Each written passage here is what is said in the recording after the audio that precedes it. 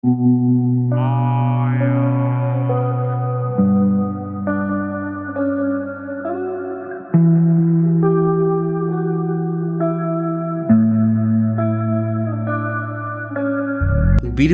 লাল মাটির দেশে রয়েছে পাঁচটি সতীপীঠ। তার মধ্যে থেকে আজ আপনাদের নিয়ে যাব ঘন তেঁতুল বনের মধ্যে লুকোনো এক গুপ্তপীঠে। এমন এক জাগ্রত পীঠ যেখানে সুদূর কাশীধাম থেকে স্বপ্নাদেশ পেয়ে ছুটে এসেছিলেন এক সন্ন্যাসী, যেখানে কিছুদিন আগে পর্যন্ত দেবীর প্রথম ভোগ পেত একদল শিয়াল। আর আধুনিকতার ছোঁয়া পেয়েও যে তীর্থস্থান আজও সাধারণ ভক্ত থেকে শুরু করে সাধকদের কাছেও অতি পবিত্র। হ্যাঁ, ঠিকই ধরেছেন, বোলপুর শান্তিনিকেতন থেকে মাত্র 28 কি 30 কিলোমিটার দূরে অবস্থিত লাভপুরের ফুল্লরাতলা।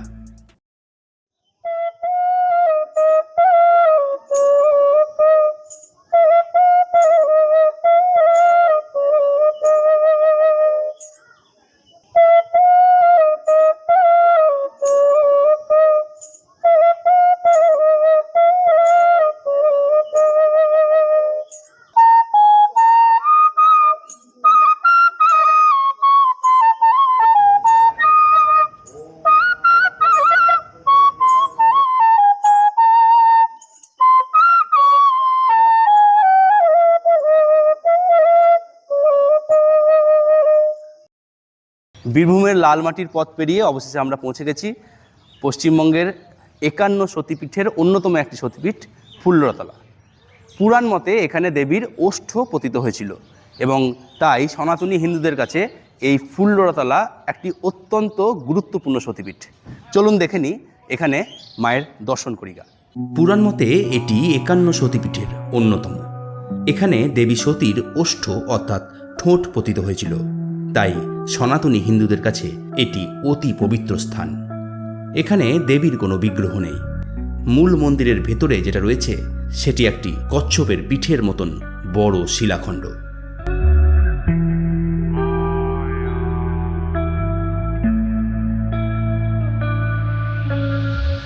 এখানে দেবীর গর্ভগৃহে সেই অর্থে কোনো বিগ্রহ নেই। আছে সেটা হচ্ছে একটা বিরাট বড় আকারের শিলাখণ্ড, এবং সেই শিলাখণ্ডটি যেটা কিনা সিঁদুরের লাল বর্ণে আবৃত, সেটিকেই দেবীর প্রতিভূ রূপে পুজো করা হয়।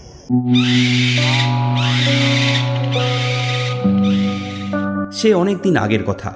বুদ্ধগয়ার শ্রীমৎ শঙ্করাচার্য মঠের সন্ন্যাসী কৃষ্ণানন্দগিরি হঠাৎই এক রাত্রে পেলেন দেবীর স্বপ্নাদেশ।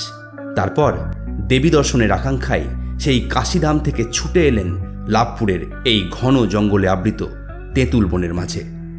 সময়টা ছিল মাঘী পূর্ণিমা তিথি। জঙ্গলের বুক চিরে আবিষ্কার করলেন কচ্ছপের পিঠের মতন এই শিলাময় মাতৃমূর্তি। সেই থেকেই জয় দুর্গা মতে পূজিতা হন এই দেবী ফুল্লরা। আর প্রতি বছর মাঘী পূর্ণিমা তিথিতে আয়োজন করা হয় মায়ের বিশেষ পুজো। দেবীর নাম ফুল্লরা। আপনারা আজকে এখানে এসেছেন, এই জায়গার প্রাচীন নাম ছিল অট্টহাস। বর্তমানে এই জায়গার নাম হচ্ছে লাভপুর, গ্রামের নাম। দেবীর নাম হচ্ছে ফুল্লরা। কাশীধামে এক সন্ন্যাসী ছিলেন, ওনার নাম ছিল কৃষ্ণানন্দ গিরি। মা ওনাকে স্বপ্ন দেন, উনি মায়ের স্বপ্ন পেয়ে এখানে আসেন, মায়ের সাধনা করেন। মা ওনাকে সাক্ষাৎ জয় দুর্গা রূপে দর্শন দেন। সেই দিনটা ছিল মাঘী পূর্ণিমার দিন। মাঘী পূর্ণিমার দিন মা আবির্ভূত হন এবং ওনাকে দর্শন দেওয়ার পর, এবং তার আগে একটা কথা বলি, এখানে মায়ের নিচের ঠোঁট পড়েছিল, ওষ্ঠ, নিম্ন ওষ্ঠ পড়েছিল। এই ওষ্ঠ পড়ার পর এই যে দেখছেন প্রকাণ্ড শিলা, এটা একটা শিলামূর্তি, ঠিক আছে? এই শিলার ওপরে যুগ যুগ ধরে জয় দুর্গা ধ্যানে পুজো হয়। আর দেবীর রং কেন লাল? মা তো সদবা অবস্থায় দেহ ত্যাগ করেছেন, যার জন্য সকালে যখন আমরা অঙ্গরাগ করি তখন মাকে তেল সিঁদুর দেওয়া হয়, ওই জন্য মায়ের রং লাল। এবং জয় দুর্গা ধ্যানে হয় পুজো। আর নিচেই দেখুন আছে ভৈরব। ভৈরবের নাম হচ্ছে বিশ্বেষ ভৈরব, ঠিক আছে? মা যেখানে থাকবেন বাবা সেখানে থাকবেন। পাশে দেখুন পঞ্চমন্ডির আসন আছে, একটু আগে আছে শ্মশান এবং নদী। সতীপীঠের লক্ষণ হচ্ছে ভৈরব, আসন এবং নদী আর শ্মশান, এগুলো উত্তরবাহিনী নদী, এবং দেখবেন উত্তর দিকে ওই নদীর মুখ রয়েছে। অনেকে ভাববেন যে একটা শিলামূর্তিকে কেন দেবী হিসেবে পূজা করা হয়। আমরা সনাতনী হিন্দু, আমরা প্রকৃতির উপাসক। আমরা বিশ্বাস করি সর্বং খলিদং ব্রহ্ম। জগতের সর্বত্র তিনিই বিরাজ করছেন। শিলাখণ্ডটি রক্তবস্ত্রে আবৃত এবং সিঁদুর মাখা। পাথরটিকে ভালো করে খেয়াল করলে তার সামনের অংশটি ঠোঁটের আকৃতির মতন মনে হয়। আবার তন্ত্রচূড়ামণি গ্রন্থেও এই ফুল্লরা সতীপীঠের উল্লেখ রয়েছে। মন্দির থেকে একদম সামনের দিকে একটি সিঁড়ি নেমে গেছে এক বিশাল দিঘিতে, যে দিঘির নাম দেবীদহ।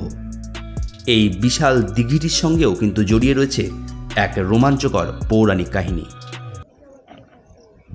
ফুল্লরা দেবীর মূল মন্দিরের সামনেই রয়েছে এই যে দিঘিটা, এবং এরকম একটা কিংবদন্তি প্রচলিত আছে যে শ্রীরামচন্দ্র যখন মা দুর্গার অকাল বোধন করেছিলেন, তখন শ্রী হনুমান এই যে দিঘি, এখান থেকেই 108টি পদ্মের মধ্যে থেকে একটি পদ্ম সংগ্রহ করেছিলেন।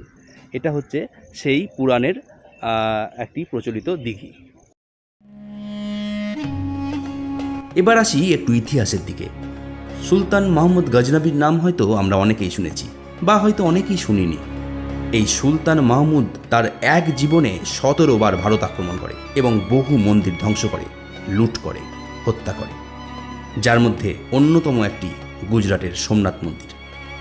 আসলে আমরা ধর্ম পালন করি ঠিকই, কিন্তু আমাদের ধর্মের উপর হওয়া অকথ্য অত্যাচারের রক্তাক্ত ইতিহাস নিয়ে উদাসীনই থেকে যায়।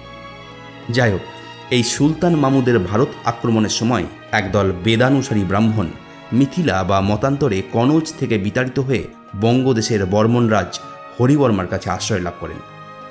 তাদেরই কয়েকজনকে দেবী ফুল্লরার পুজোর জন্য নিজের জন্মভূমি সিদ্ধলগ্রাম বা শীতলগ্রামে নিয়ে আসেন বর্মনরাজের মহাসন্ধি বিগ্রহিক ভবদেব ভট্ট। সময়টা তখন আনুমানিক 1179 খ্রিস্টাব্দ। যাতায়াত সহ অন্যান্য অসুবিধার জন্য একসময় ওই পূজারীরা ফুল্লরার মন্দির সংলগ্ন বাকুল, ফুলিয়ানগর, অট্টহাস এরকম কিছু জায়গাতে বসতি স্থাপন করে। পরবর্তীকালে ওই ব্রাহ্মণ বংশেরই দীনমণি মিশ্র রাজা হন। জানা যায় একসময় এই মন্দিরের চূড়ায় শোভা পেত স্বর্ণ কলস, যার ছটায় উজ্জ্বল হয়ে উঠত আশেপাশের এলাকা। আগে তোদের মন গলা, আগে তোদের মন গলা, ভাই মন গলা। তবে সেসব আজ অতীত। বর্তমানে আধুনিকভাবে নতুনভাবে তৈরি হয়েছে এই ফুল্লরা দেবীর মন্দির, এবং ক্রমশ চলেছে আধুনিকীকরণের কাজ। এদিকে চারিদিকে পাঁচিল দেওয়া হয়েছে, পুকুরটা সংস্কার করা হয়েছে, আরও অনেক কিছু কাজ হয়েছে। এখানে একটা আমাদের ওয়াটার এটিএম, একটা সুলভ শৌচাগার, দুটোই হয়েছে। এসবই আমাদের এখানকার লাভপুরের লোকাল যারা আছেন, বা আমাদের মাননীয় এমএলএ সাহেব বা সাংসদই উনি আছেন, মাননীয় অসিতবাবু, সবারই ঐকান্তিক প্রচেষ্টায় এবং মন্দির কমিটির প্রচেষ্টায় এই জিনিসটা আমাদের হয়েছে। এখানে মন্দিরে আগের থেকে অনেক ভক্ত অনেক বেড়েছে।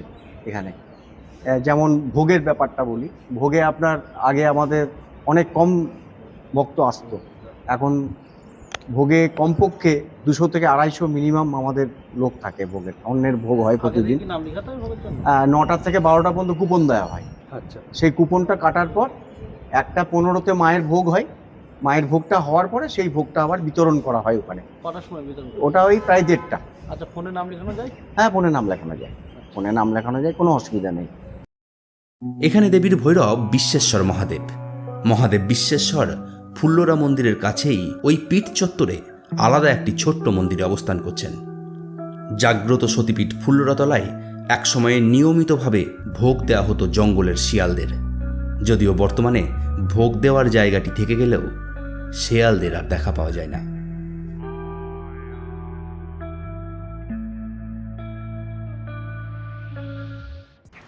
দেবী ফুল্লরার যে মূল গর্ভগৃহ, তার পাশেই রয়েছে এই শিবাভোগ।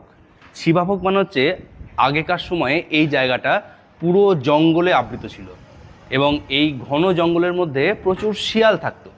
তো দেবীর ভোগ প্রথমে নিবেদন করা হতো শিয়ালদেরকে, এবং তারপরেই সেই ভোগ মানুষজনের জন্য দেওয়া হতো। মন্দির চত্বরেই রয়েছে বহু সাধকদের ব্যবহৃত পঞ্চমুণ্ডির আসন, যা এই গুপ্তপীঠের গুরুত্বকে প্রকাশ করে, পবিত্রতাকে প্রকাশ করে। এই জায়গাটা হচ্ছে ফুল্লরা মায়ের মন্দিরের ঠিক পাশেই একটি পঞ্চমুণ্ডির আসন। শোনা যায় যে সেই প্রাচীন সময় থেকে বহু সাধক এই পঞ্চমুণ্ডির আসনে বসেই সিদ্ধিলাভ করেছেন। আজও দূর দূর থেকে দর্শনার্থীরা দেবী ফুল্লরার আশীর্বাদ নিতে বারবার ছুটে আসেন এই লাভপুরে। তৃপ্ত হন, শান্ত হন, মুগ্ধ হন দেবী ফুল্লরার আশীর্বাদে। কেমন লাগলো দেবী দর্শন করে? খুবই সুন্দর, খুব সুন্দর, খুব এত শান্ত সুন্দর নিরিবিলি, জায়গা। খুব হ্যাঁ, মানে ভীষণ ভালো কি বলবো, লাগলো। যাকে বলে সিরিন সাইলেন্স আর কি। একদম শান্ত পরিবেশ এবং প্রচুর বড় জায়গা, গাছপালা আছে। তারপরে এই যে পুকুরটা আছে, এটার সঙ্গে মন্দির এবং তার সঙ্গে সংলগ্ন যে বাগান, এটা নিঃসন্দেহে একটা শান্তির পরিবেশ। মনে একটা আলাদা শান্তি আসছে এখানে এসে, খুবই ভালো জায়গা। মন্দিরে রয়েছে ভোগ প্রসাদের ব্যবস্থা এবং দূরের ভক্তদের জন্য রাত্রি নিবাস।